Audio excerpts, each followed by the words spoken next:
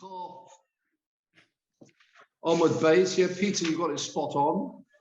Chof Aleph Omid. Sorry, Chof Aleph Omid Aleph.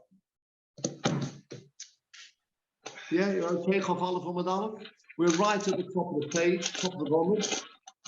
Norman. Yes. Norman, before we begin, can I go back to the question of the messengers? Yes. We learned several weeks ago that the based in Yerushalayim had the power to nominate an extra month. Yep. And that extra month would be Adar Rishon. Yes. Having done so, they would know, without a further sighting of the moon, that there would be an Adar Sheni, and they would know the length of Adar Sheni. Not necessarily. Not necessarily. Why not? Because the months are not fixed. The months are not fixed. It depends on visibility. It's true they can overrule that, but normally they wouldn't know. It's true. More often than not, and in fact, we'll have more of that today. More often than not, for example, Chodesh Elul was Choser. Normally, you would expect a 30-29, as we've explained so many times. There's 29 and a half days. You would have expected to go in sequence, 29-30, but it didn't have to. Again, it does depend on visibility. In the winter, it might be cloudy, and people might not have seen the moon. Again, they could, as I say, if they wanted to push out the month, because they didn't want Yom Kippur, for example, to be on Friday or a Sunday, because sadly, if anybody passes away, they didn't want to have 2 days without Levias. So they had the opportunity to push, so they couldn't know. Nobody would know for sure.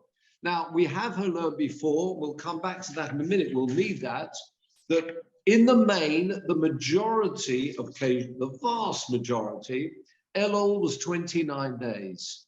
Now, you see, the issue is this: when is Rosh Hashanah? So what they would have assumed is Rosh Hashanah was a 29-day month, and then they'd have Rosh Hashanah, and similarly Yom Kippur. They would have assumed, but they can't be certain, and we'll deal more with that today. So if that answers your question. Yeah? Yes, thank you. Okay. Let's move on to then. It's actually linked to what you were just saying. Right. Right, as we move across, yeah, here we are. We're at the top line of the Gemara. Chof Aleph Omid Aleph. Levi Ikla Lebovel. Levi went down, visited Bovel, really from Eretz Yisrael. He went down, he went to Bovel. Actually, Peter, if you can you just bring up the Gemara? We'll need that a couple of times, actually. So let's bring up Safaria's Gemara, Rosh Hashanah, Daf Chof Aleph Omid Aleph. Thank you very much. And there are a few people we need to know about. One of them is this Levi. Screen sharing. Very good. Let's go to Talmud. Rosh Hashanah 21a. Getting quite nifty at this. Levi. If you press on Levi, another license tool, come down at Levi himself, or in the English at least, or in the Hebrew, press it, and you'll find you've got some things about Levi for you. There's Levi. Maybe you can just make it a little bit larger for us. Norman, can I just small point? It's going up from Babel, as it would say, Ari Olem at Babel. It says in Gemara. Yeah, I'm sorry. Yeah, the Ikli just means visit. That was a mistake. Absolutely, as it's being recorded. Thank you very much for the call. Yeah, Levi Ikla. Ikla just means he visited. And you're absolutely right. He would have Ikla Lebovel. So if he's coming from Eretz Yisrael, of course he's going down. Eretz Yisrael normally is considered higher. Yeah, Levi. We're familiar with Levi. They said that about the Chazon Ish. You know, the message was- actually, that's a good one, especially for Charles Sammy, Rabbi Shiur ben Levi. We've had lots of these. Rabbi Shiur ben Levi. This is the father of Rabbi Shiur ben Levi. Same time as Rabbi Yehuda Hanossi, actually. But there we are. Thank you very much, Peter. Levi, it's mentioned here, with a third generation Talmudic say living in Tiberias. There you go. He was known for the sermons he delivered in the Academy of Rabbi Yochanan, no less. And elsewhere, biblical interpretation, theology, ethics. He often employed parables in his sermons, but not just known for his sermons. He was it's a similar time, actually, as Rabbi Yochanan. We've got Rabbi Levi. So here we are. He went to visit. Actually, normally you have him about Rabbi Yehuda Hanossi time, but that is the same time as Rabbi Yochanan. Yeah, so now if we can come back to faces, thank you. Are we okay? Yes. Go back. Yeah, so here we are. Levi visited Bovel. Now look at the date. B'chad Sar b'Tishri, the 11th of Tishri. Fair enough. Thereafter, Omar, he said, Bosim Tavshila de Bavloi. Bosim from Besomim, very tasty Tavshilin foods of these Babylonians. They're enjoying themselves, partying. B'yoyma Rabba de Ma'arova, when it's the great day in the west. Now, don't forget, Bovel is in the east compared to Eretz Yisrael. So he was saying that what they're really doing, they're living it up, enjoying themselves with these wonderful delicacies. In fact, today is Yom Kippur in Eretz Yisrael.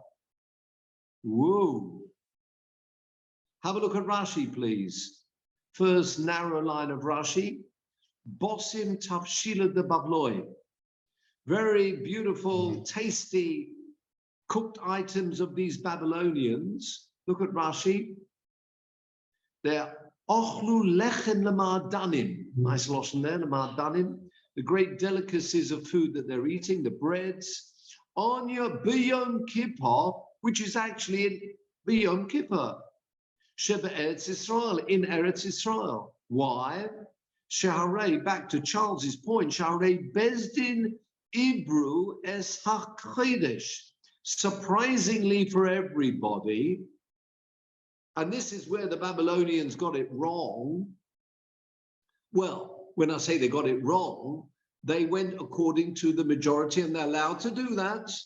Yom Kippur, they would follow the majority, and the vast majority of occasions, certainly even to that today, Elul is only 29 days. Generally, it would have been 29 days. And therefore, they counted from that to get their Yom Kippur, but they got it wrong. Continue, Rashi. Shaharei Bezdin Ibru es HaChodesh. Bezdin had intercalated, if you like, the month. They'd made an extra day. And we said they can do that, or maybe just the Eidim appeared the next day, or they wanted to make that an extra, a month longer, the extra day. Now look at this word, v'hoyu misanim. And they were fasting. Have a look, please, Peter, if you could go back to our Gemara.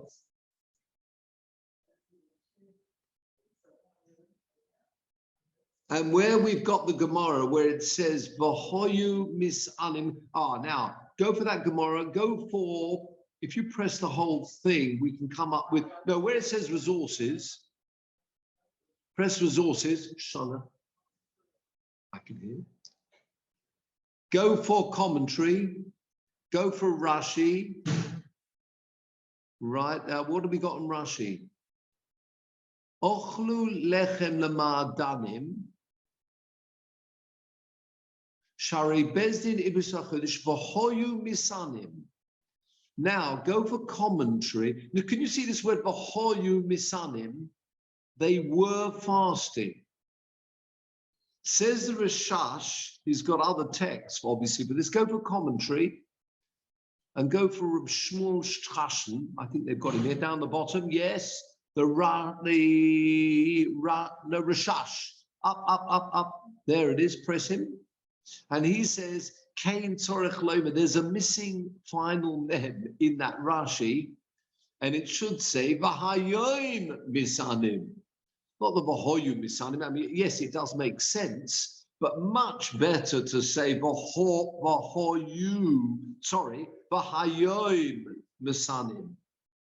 And I've got a little note in my Gemara to tell me that's actually the correct text in the Krakow edition of the Gemara with Rashi.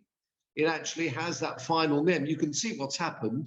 That final mem's disappeared, and it still makes sense. Vahoyu misanim, much better. Vahayoim misanim. Okay, thank you very much, Peter. Come back to more a little bit later. Okay, so there we are. So Levi came to Bovel, and he notices that they're all partying as they would be enjoying their food. After Yom Kippur, it's the day after Yom Kippur, so why not eat beautiful foods? Omrule, third line down, Omrule, Omarele. So this, number one, he said to them, what's going on here? I've got some good, bad news for you, that I'm afraid you've got it wrong. Omrule, they said to him, fourth line down of the Gemara, Ashid. If you testify that that's what happened in Eretz Israel, have a look at the Rashi, please. Ashid. Sohadim, is that testimony? If you would give testimony, have you got the Rashi? 1, 2, 3, 4 narrow lines down in Rashi. Ashid. If you give testimony to this, Unakabel Oleinu, we will accept on ourselves what you've just told us. Below Nochal, we will no longer eat. Wow. So they're going for another day of Yom Kippur. If Levi would be able to testify, he was there when the Beis Din made that extra day, and therefore they would accept it. Says the Gemara, very interesting. Omar lahu, he said back to them, Lo shomati mipi Beis Din mekudesh. I never heard directly from the Beis Din that they sanctified that day. What is that all about? Have a look at Rashi, please. Lo oid lochem. I cannot testify. What does it mean I can't testify? We will say a little bit later on. In fact, it's on the Omud base of this Omud, that Chof Aleph on the base. Al Kulon, on all of them, Shluchim Yotzim Miba'erev. What does that mean? The messengers, remember the messengers are going out telling everybody which day they made Rosh Chodesh. The messengers will go out in the evening. What does that mean? Kagoy. Here we have, it's an IE.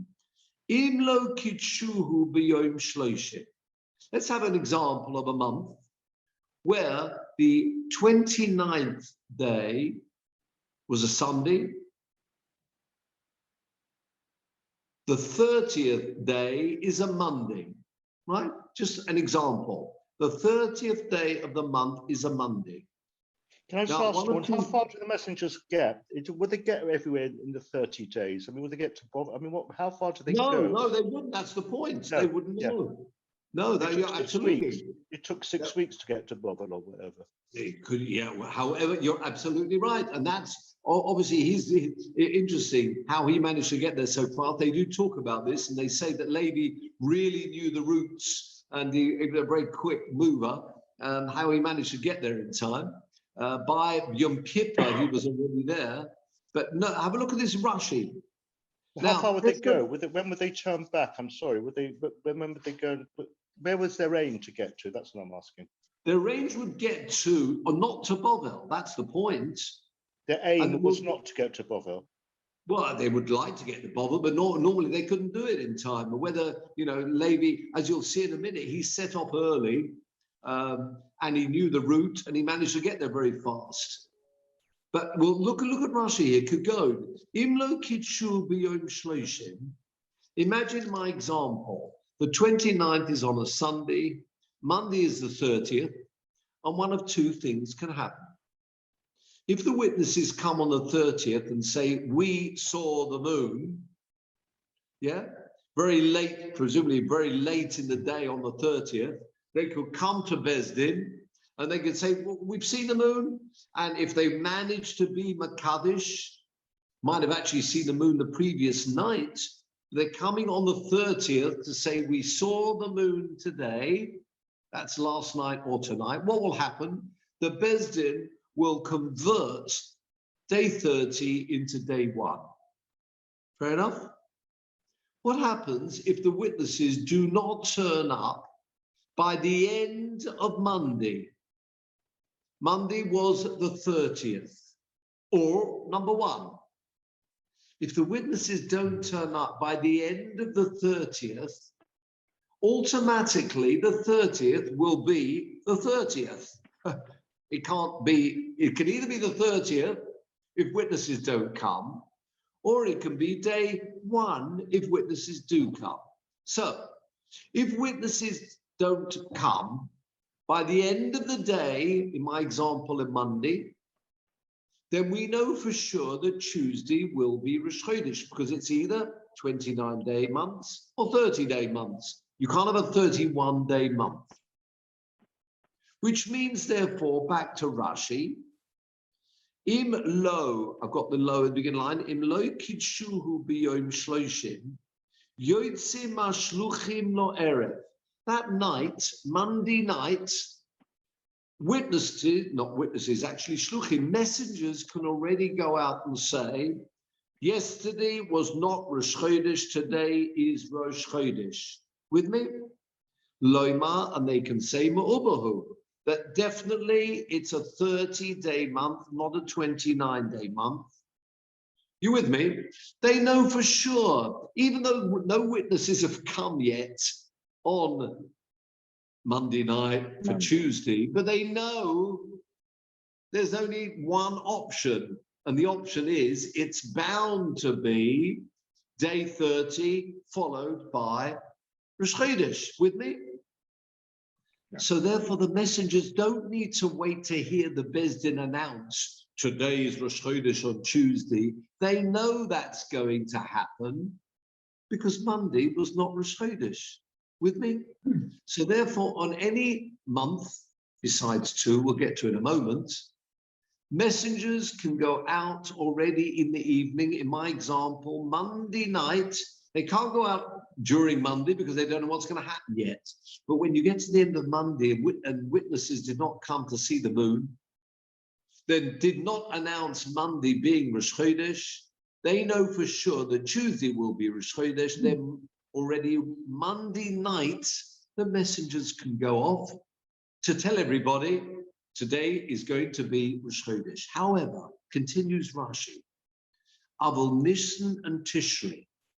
When it comes to Nisan and Tishri, Afal Pi Sheyodin, even though they know for sure that the next day will be Rosh Chodesh, Sheyikadeshuhu Lamocha B'Yom Lamed Aleph. On that 31st day, it will be Rosh Chodesh, and therefore it won't be the 31st, it will be day 1. Even so, they are not allowed to go out on those 2 months. And continues Rashi, Shari Ein Rosh Hashanah Nidcha L'Shloshim Mishnayim. You're never going to have a 32. It's never going to Rosh Chodesh. It's never going to be on the 32nd day. So you with me? Even though they know for sure that as Rosh Chodesh was not on the Monday on day 30, it's bound to be the next day. Even so, Ein Yotzim. Witnesses on, it's so important they get this spot on. We don't want any mess up here. And therefore, they are only allowed, the messengers are only allowed to leave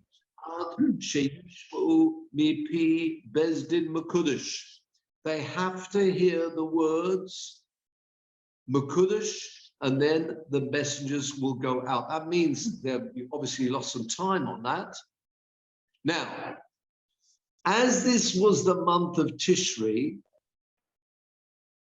people, when it comes to Yom Kippur, can make an assumption. We had that before.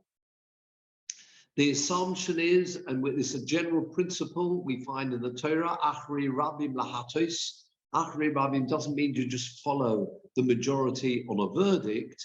We have the principle of Rov. We've discussed this before. Generally, the whole idea, if there's a mixture, dried items, you can go according to the majority. If you have the majority being kosher and the minority being treif, if they're actual pieces, they all look the same, you would follow the majority. You're allowed to do that. Similarly, when it comes to Rosh Chodesh, people living away from Eretz Yisrael, not knowing, can take the majority situation, right, and will assume Elul was 29 days, unless messengers come to them and tell them otherwise. Fine? So they said to Levi, if you're a messenger, we will accept your opinion. Although normally no messengers get here that fast, you've managed to do it, we will accept. So he says, carry on, Rashi, Va'ani lo shomati mipi Bezdin. I actually did not hear this in Bezdin. I was not there in the day when they announced it. I wasn't there. Now, I do know, because they did not make day 30, day 1, they didn't make that the Rosh Chodesh. I know what's going to happen, but there's a ruling. You cannot accept messengers, and when on those 2 months, we want to make sure it's correct. On those 2 months, the ruling comes up on the a later Gemara on the Omid base, only if the Bezdin were in front of you and you heard them say Makudesh, then you are considered a messenger for those 2 months. With me? Said Levi, I wasn't there. I know what happened, because I know the day before they didn't make a Rosh Chodesh, so I know it's been an extra day. Back to our Gemara. Omalo, 4th line down, Lo shomati mipi Bezdin Makudesh, and therefore continue eating, gentlemen, and enjoy yourselves. I know that today's Yom Kippur, but you don't have to listen to me. In fact, there's no reason why you should listen to me, because the ruling of Bezdin is that everybody will follow the majority, and the majority of the month of Elul is always Choser. Therefore, you followed that, you've done exactly what you should have done. And that, remember, we always said the Bezdin have the power to be able to make Rosh Chodesh when they like. Bezdin have made Rosh Chodesh for those people outside the distance where the messengers could have got to follow the principle of majority, which means Bezdin is quite happy with you keeping today, today the 11th will be the day after Yom Kippur, although in fact, as Levi knows, today is actually Yom Kippur. Most fascinating piece there. Although they know, they've heard from Levi that the 11th is really the 10th. They do not listen to Levi because he is not a messenger who was there at the time that it was announced. And Bezdin have said, unless you're there at the time it's announced, you cannot act as a messenger. And we have the power to make for you people living outside the area where the messengers would have got to, you should make Yom Kippur, assuming there was a 29-day month. Is that okay? Are people happy with this? Very interesting. So can I just ask about Levi himself? When should he be keeping Yom Kippur? That's a very good point. Levi himself, you're right, he left early. He knew what was going to happen. That's a very good. It sounded like he himself could really keep. Now, I suppose if he's made a run, I mean, if he would have been in Eretz Yisrael, yes, had he been in Eretz Yisrael, he would have known full well when Yom Kippur was. The fact that he's now gone. So you understand the point? People, you have to keep what is actually true. Who have I got here? Let's have a look. Let's pick it up. That was a question from David, was it? Yes. Yes. He sounds like a troublemaker. Israel, you would have heard, he knew what was going to happen. The ruling is for people who are beyond, outside Eretz Israel, who wouldn't normally hear. Those people, unless you have a messenger, those people follow the majority. But if you're in Eretz Israel, you'd be keeping one day, the correct day. But he's not in Eretz Israel because he's in Bovel. Yes, yeah, that's true. He's moved to Bovel. We'll have more of that in a minute. Those people who are moving from place to place. The rule normally would be, as he is from Eretz Israel, he would keep that day. As I say nowadays, you'd keep that one day, and he knew when it was going to be, albeit he's in Bovel. But that's a very good point. That's not entirely clear. No, and it's mysterious because when did he go? It sounds like he was traveling on Yom Kippur. I mean, if not, why didn't he tell people earlier? How come he's telling them on? He's arriving on Yom Kippur. Just managed again. Have a look at Tosfos, please. Levi ikle lebovel b'chad sebetishri. Achad oso hoyo livnei Bovel. For those people living in Bovel, it was the 11th.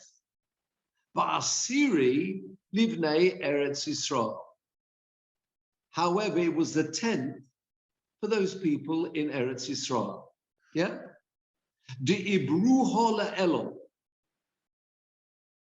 Umitoich hatchum bo. In answer to your question, he had come on that day from within the Tchum. And I think there itself it shows that he was keeping the correct day. After all, he was from Eretz Yisrael. He knew what the situation was. So he's got to follow the actual correct dates. The ruling about following majority is only for people who are outside the area. That means outside Eretz Yisrael or outside the area the messengers would have got to that distance. Have a look at continue Tosfos. It was Yom Kippur. And there you are, David. You can see that he's saying it was Yom Kippur for him, and therefore he was not going to be allowed to travel in and tell them that. For him, it was Yom Kippur.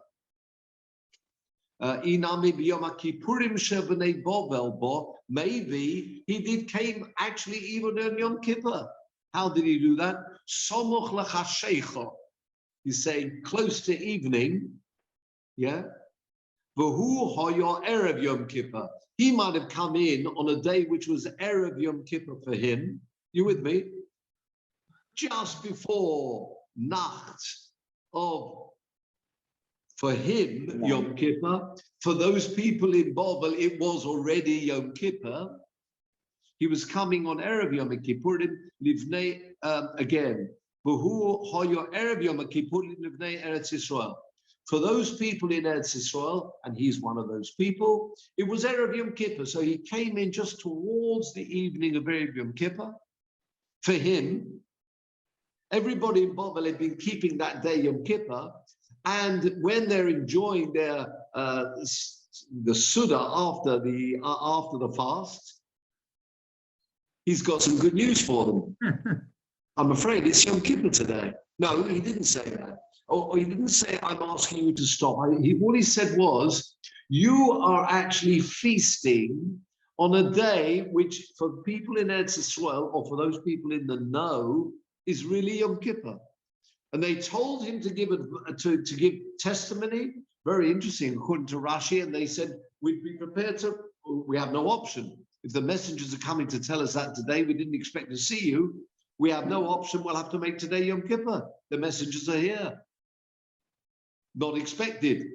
But he said to them, I'm not telling you that. All I'm telling you is enjoy yourselves. I wish you a B'tei Avon, because you don't have to listen. You don't listen to me. I'm not actually an official messenger because I never heard the announcement. I know it's true, but you don't listen to me. Yes, a question for Martin. Norman, we're saying that they were fasting on what actually was the 9th of Tishri, truly in Israel. So someone must have told them that the moon had been sighted on the 29th. Good question. What made them think? Because it's usually 29 days. You're right, it can be either 29 or 30, but they're almost always, we've had the rule that Elul was 29 days. And we saw on the Rashi, when it comes to Yom Kippur, you follow the majority. After all, fasting 2 days is really not on.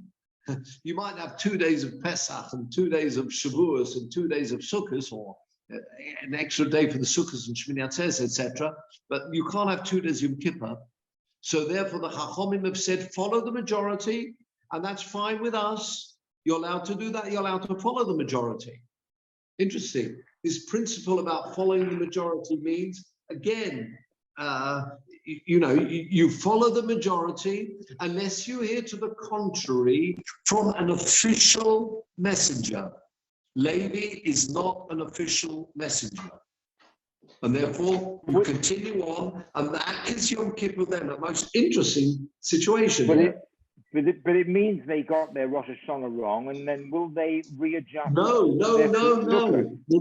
The good one, the Chachomim have said, if messengers don't get to you, your Yom Kippur is on the 9th. That is Yom Kippur for you because you follow the majority. It's bizarre. You might think it sounds bizarre, but when the Torah says keep Yom Kippur, it means keep the 10th of Tishri. For you, it is the 10th of Tishri. That's fine. But then they readjusted for Sukkot. Presumably for Sukkot, they readjusted. They went back to what Eretz Israel said. If messengers manage to get there, and it sounds like Bovel, as Mervyn just said, it was quite a distance, and normally the messengers would not get there, and therefore they would normally be holding 2 days of Yom Tov. Yom Kippur is only one, but they would be holding 2 days, unless messengers came to them and told them when the correct day was, and then they would not hold 2 days of Sukkot. So it is quite amazing. You've got a different calendar in Bovel for Yom Kippur than you would have in Eretz Israel. Nowadays, this doesn't happen because our calendar always has 29 days for Elul, and therefore we know the correct date. It's true we continue on, the Chachomim want us to continue on having 2 days, but the Chachomim have said, we're not having that for Yom Kippur. Yom Kippur is just 1 day, but we'll see more about that as the Gemara develops. Because there were some people who fasted 2 days. I'm not suggesting that, but we'll see that in as the Gemara develops. Normally, if Elul can always be 29 days in our calendar, of course, occasionally it could be 30 by the sighting of the moon. So we could be getting it wrong every year, could we, in terms of Yom Kippur? No. On occasion? We go with the rabbis. Let me try to find your, just a minute, let's find where you are. Yes, sorry, here you are. Yes, that was from Laurie, was it? Yes, it was from Laurie, yeah. Yes, I can see you now. Mine's only not showing everybody one. We've got so many people here, I've got to scroll to see everybody. Yeah, wonderful. No. Now that we've got the fixed calendar, that is the day. We do not go by sightings of the moon anymore, for the moment. for the I moment. see. When the Sanhedrin will set up, B'Koro B'Yomeinu, the building of the Beis Hamikdash, etc., we will revert back to having the dates dependent on sightings of the moon. So, but the moment it's irrelevant when the moon is actually sighted. We know astronomically when it's possible to see the moon, and that all does fit in. We have a calendar, and they were Makadesh. They sanctified all those Roshei Chodoshim,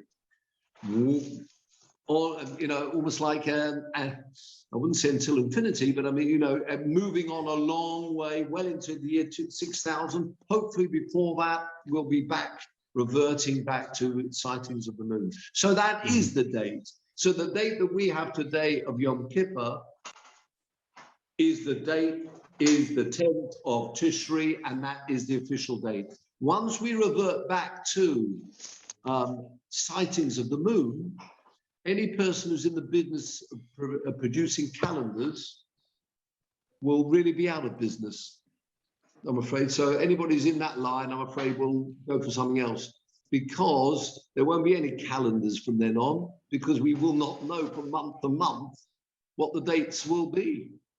So that's a very fascinating situation in itself, how people will get to know. I mean, nowadays, of course, that's very easy. But yeah, we'll worry about that. But again, yes, you won't know for sure that Elul is 29. It might actually have been moved to 30.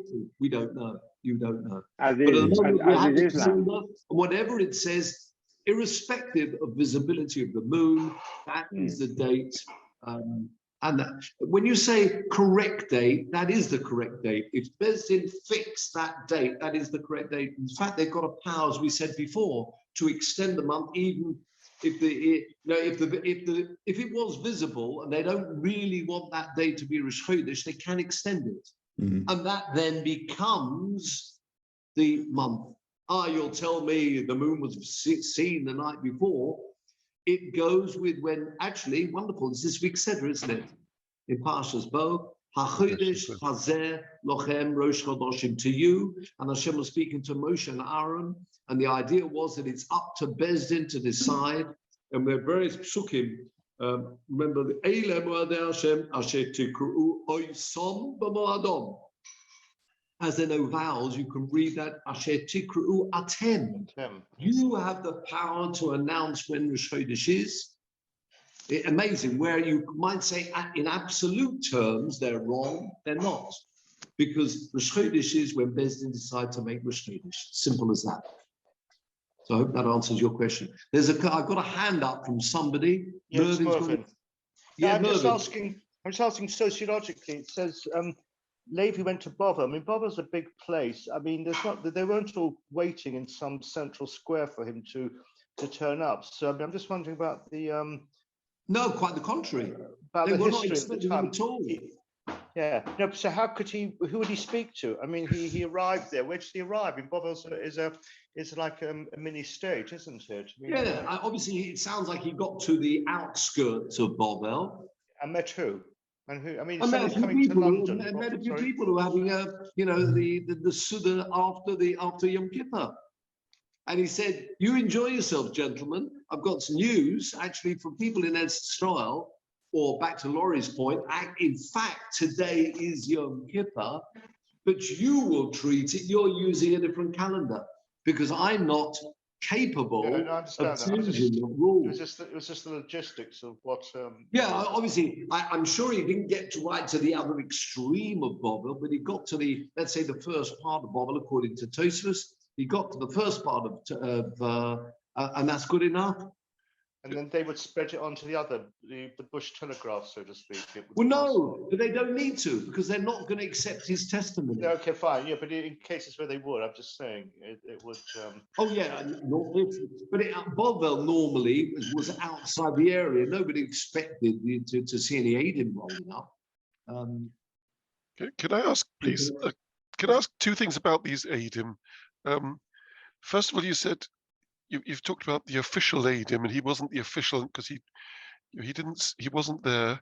But But first of all, will a single aide do? If he was an official aide, is this something where one aide can go to the Beis Din in Bovel and say, this is the message? Or how do these aidim actually work? Yeah, no. I'm presuming they would have some type of document saying, stamped by the officials there, telling you're acting as the messengers, and they would go out in all different directions, and they would be believed. And they're not. It's a different type of testimony. It's true when they're testifying, they saw the moon. You need your two witnesses for that. Here they're not doing that. They're just sending out a message from Beis Din. Yeah, so they're acting as a messenger. Shiluchim. And can I ask? I was wondering at Rashi's explanation about how it got late on the day, and you said, for instance, on a Monday night, so it was coming to the end of the 30th day, and the Eidim saw that nobody had come. But I just wonder, wouldn't in practice, because these were not official Eidim, it sounds like then some sort of Eidim who were not appointed, people just went out and spread the word to Bovel. I mean, these were not sent by the Eidim. How did that work? Right. If the end of the 30th day, if Eidim do not come to say we saw the moon, and the Beis Din would have checked and clarified it really was the moon. It wasn't a cloud formation looking a little like a crescent moon or whatever. They saw it in the right place, etc. If that's clarified, Beis Din would then say Mekudesh, Mekudesh. But that did not happen. If that didn't happen, there's only one option left. That day is not Rosh Chodesh, and tomorrow is Rosh Chodesh, because it's either 29 day or the 30 day. But I was thinking, wouldn't the Beis Din be all convened and waiting for these Eidim to come, particularly towards the end of the day? Yes. That if Eidim came, they could immediately, quickly certify them. Absolutely. Or if nobody comes, then the Beis Din says, No. But nobody comes. But at least the Beis Din should appoint people and tell the people what to go out immediately and tell people we didn't have Eidim, we didn't declare. So we're not saying Mekudesh, but we're saying just tell everybody now. And they should decide who these shluchim are who go out, rather than it sounds like it was an informal thing. They wait till the end of the day. If Eidim don't come, the following day, Beis Din will be sitting during the day.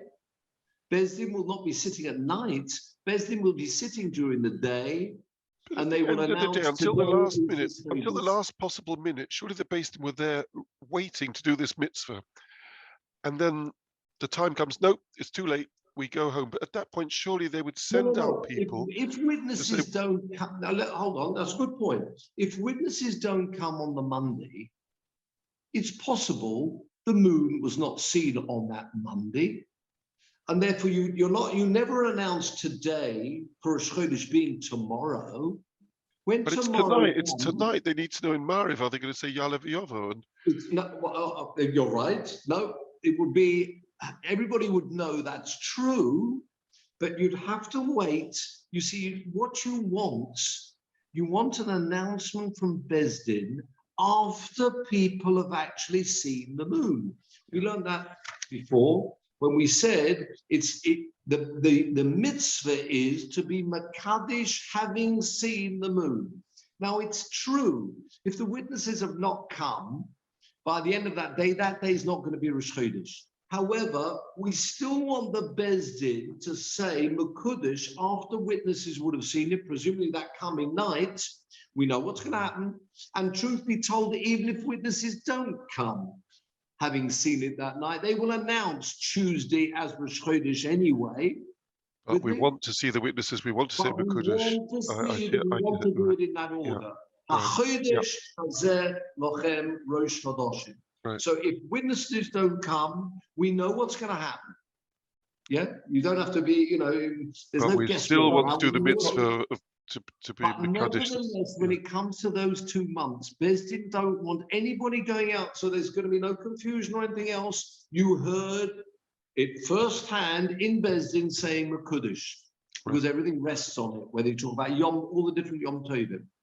So therefore, there was confusion, wasn't there? Levi was there. It looks like Levi was, according to Rashi, actually wasn't in the Beis Din, but he knew, being in Eretz Yisrael, word would have got out about today was Rosh Chodesh. No word got out. In fact, you don't even need that. You can have maybe he was around the Bezdin. It sounds like he wasn't. But whatever happens, he was not there. Sorry, he was not there when they announced the following day because he'd already moved off. He's already started walking a bit. Although that day was going to be Rosh Hashanah, he'd already started walking and didn't hear the announcement. So he is not someone with the official paper authority from the Bezdin. I was there when it happened. You can't then accept whatever you say. So it's true. I said Adus. It's not quite, although the Gemara uses the word Adus, it's not really testimony. It's acting as a shaliach of the Bezdin. And he can't. Sorry, Norman, can I just ask as a follow-on from Benjamin? If no Adim come, how can you be sure as the Beis-Din that you will declare Rosh Chodesh the following day? Maybe you're out by 2 days or 3 days. No, we've said that before. It's 29 and a half days for the moon to circle the earth. So imagine you have a 30-day month. The next day's got to be 29. It's going to be 30, 29, 30, 29. You could have a couple of 29s and then a couple of 30s maybe, making all them, but it's always 29 or 30. There are only two options here. You haven't got a 28 and you haven't got a 31 or 32. It's 29 or 30. So if it's not 29, Levi knew 100% what's going to happen tomorrow. Even if it turns out to be cloudy, nobody sees the moon. Going back to Benji's point, we prefer the Bezdin want to announce Rosh Chodesh having witnesses who actually saw the moon, and then announce it. If that doesn't happen, nobody rolls up. At the end of the day, they will just say, right, Mekudesh, Mekudesh, even though nobody saw the moon. Sorry. That's what will happen. Levi knew that was going to happen. With witnesses, without witnesses, it didn't matter. But he wasn't there when the announcement was made. And the Bezdin of it said that unless you're there, you cannot act as a shliach only on those 2 months. On other 2 months, you can, but not on those 2 months. Okay? Back to our Gemara. Can I come in here? Listen, any other questions? Yes, I have a question. Charles, yes. Yes. I'm getting confused between the role of the aid and the role of the shaliach. They surely are completely different. Absolutely. Anybody can be an aid, any Tom, Dick, or Harry, or the equivalent. Or Yaakov. And whoever they are, if they see the moon, they have to come to the Sanhedrin. And they come as witnesses. They tell the Sanhedrin they've seen the moon, and that then enables the Sanhedrin to say Mekudesh. Correct. From then on, somebody else steps into the role of a shaliach. Yes. This is somebody who has not necessarily seen the moon. He may not even have heard the Sanhedrin say Mekudesh, but he has the job of riding his horse as far as possible to Babel. Let me just stop you there. Let me just stop you there if I can. And when you said he didn't necessarily hear Mekudesh, that applies to all months of the year other than Nisan and Tishri. He cannot act as a messenger if he did not hear that's the point you see here, or when you talk about Tishri or Nisan, he has to be there to hear the Bezdin announce it. Bezdin are very particular. Now it's true, Levi knew what was going to happen, but I'm sorry, there's a rule in those 2 months. We don't want any messing around. We don't want any mishaps. And therefore, I'm just clarifying your point, Charles. So on those 2 months, you do have to be there to act as a shliach for the Bezdin. Yes, please continue. But there was a big mishap, my point. Thank you. Norman. But there was a mishap. In this case, there was. I mean, the best. No, it's not a mishap. Is it not a mishap? No. I mean, they were eating on Yom Kippur. No. what we're saying in this situation, when they made Elul, an extra day, there were 2 calendars at work. That's the ruling here. There's a calendar for Bovel, which the Chachomim have said, that's fine. Your Yom Kippur is on, for us, the 9th of Tishri. That's fine. If an official Shaliach would have come to you, you would then have the different calendar, and Yom Kippur will be the next day. There are 2 calendars working at the same time. Now, you may come and say to me, well, that means they're eating on Yom Kippur. No, they're not. Because there are 2 calendars which are working. That's what this Gemara is telling us. You can have 2 calendars working at the same time. Amazing. And nobody need to feel that I was eating on Yom Kippur when they were eating afterwards. No, that their Yom Kippur was on the 9th for people in Eretz Yisrael. It's as simple as that. That's the ruling they made. Follow the majority. Except if Levi had heard the proclamation, Yes. Levi, Yes. then they would have all of a sudden had to change calendars. Absolutely. Yes. Had he heard it and acted as a shliach, you're quite right. Then they would be hungry people. And notice that Rashi says, looks like on a kabel, we've got no option here. We've got no option. We'll have to do that. We'll have to have another day. At least they'd had some food, it seems like. Yeah, you're absolutely right. But what he was telling them is, very interesting, he's not telling them off. He's not telling them stop eating. He's just saying, I've got news for you. You are eating and enjoying your food on a day which for people in Eretz Yisrael is actually a fast day. That's what he was saying. It could have been the reverse situation where they just started fasting, and he says to them, actually, you don't need to fast because Yom Kippur was yesterday.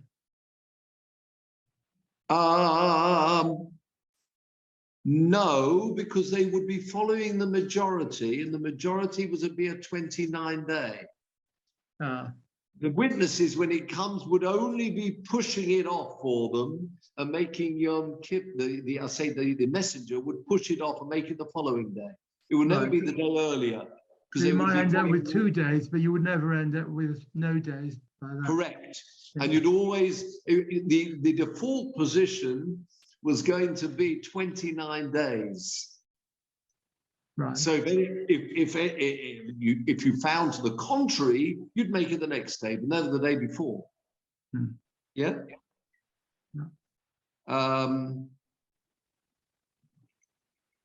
Don't know if we can just make a start of this, or actually, let's just make a start. We'll really look at this perhaps next week. Have a look at 5 lines down. Machriz Rabbi Yochanan. Rabbi Yochanan made an announcement, a hachroza, machriz. You often find that wording used in Sidurim, if they're in Rosh Hashanah, when it talks about Mashiv Baruch. Kan machrizin Mashiv Baruch, let's say if it's on Shmini Atzeres, this word announce, hachraza. Rabbi Yochanan announced, and this is fascinating, it needs more time, obviously. We just spoke about these messengers, the shluchim going out.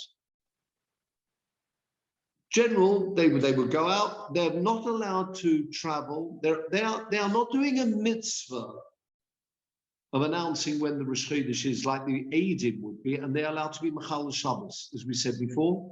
The witnesses that are coming to Beis Din saying we had a sighting of the moon on a Friday night are allowed, the psukim, they are allowed to be Machal Shabbos to come and tell Beis Din that. Fine. These messengers, they are just giving news, right? Those people are not allowed to be Machal Shabbos or Yom Tov. So you get a very interesting situation in that the 2 big months for Yom Tov, Nisan and Tishri. We'll just set this up, set the scene up for next week.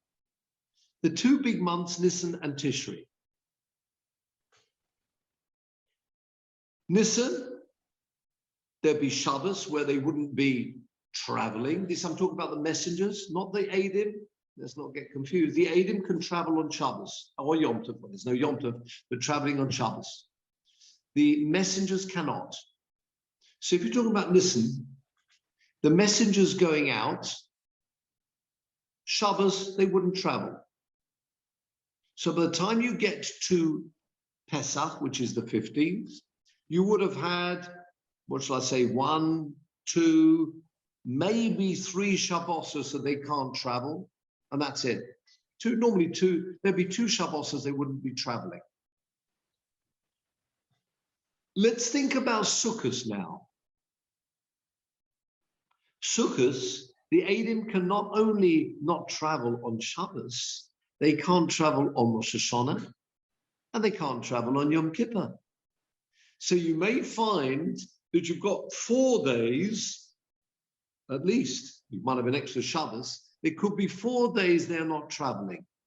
With me? So you get a very interesting situation. Before we were talking about how far these Eidim, no, I'm not saying Eidim, these Shaluchim, how far will they get? Well, obviously, they will get further in Nisan than they will in Tishri. Yeah? So normally, there are places where the Shluchim would have got to for Nisan, but when it comes to Tishri, they won't get there because there's several days, if at the furthest distance, if you like, from Eretz Yisrael that the witnesses might get to, those witnesses will only get there for Nisan, but they won't get there for Tishri. So you have a bizarre situation. Nowadays, we know Eretz Yisrael and Chutz La'aretz, 1 day, 2 days.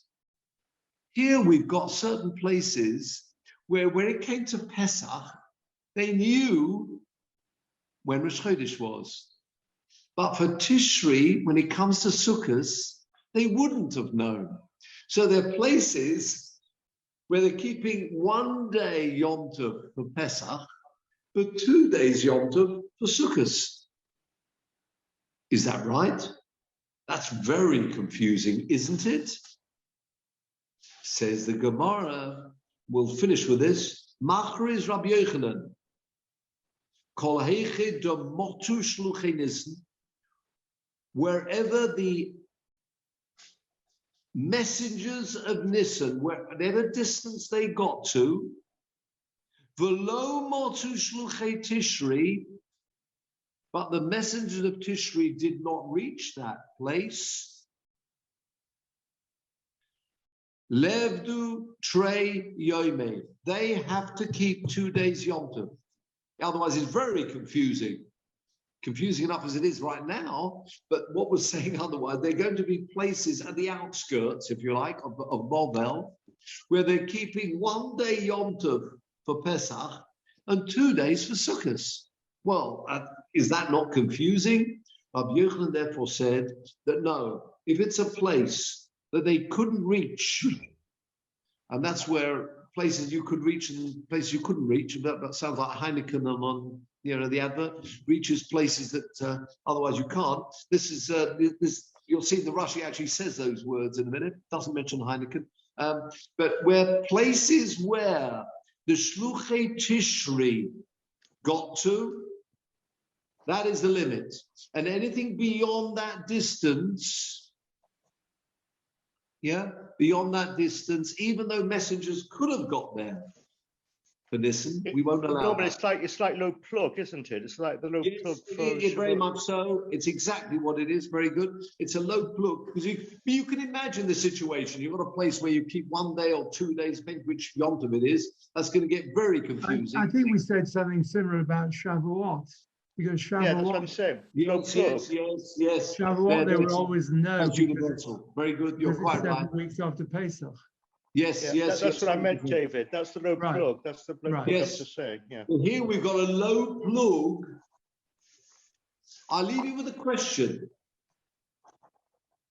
According to that, therefore, the limit is as far as messengers would get in Tishri.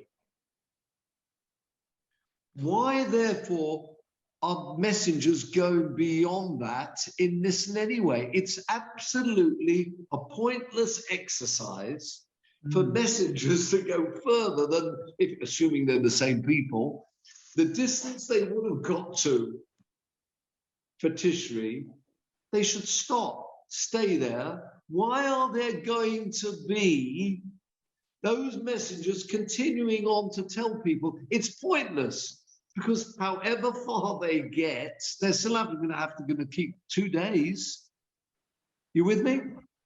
So it's that's the question the Turi or then the Shagasari asks. What is the point of witnesses going beyond the distance, and they do go further?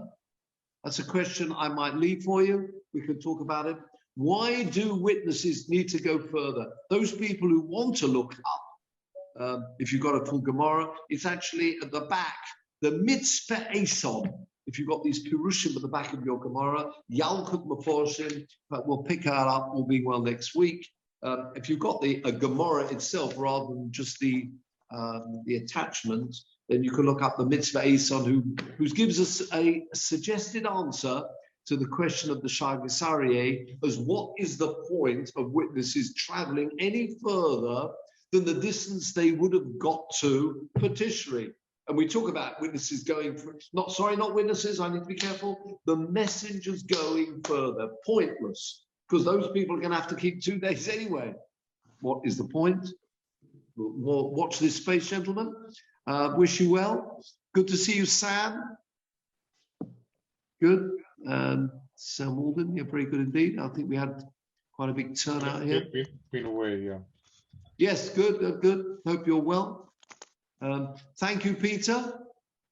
Yeah, thank you, Peter. Great. Thank you very much indeed. Yeah, thank you, quite Peter. a good turnout, and it's always nice to see everybody. Hope Simon's well. We haven't had. Is he away?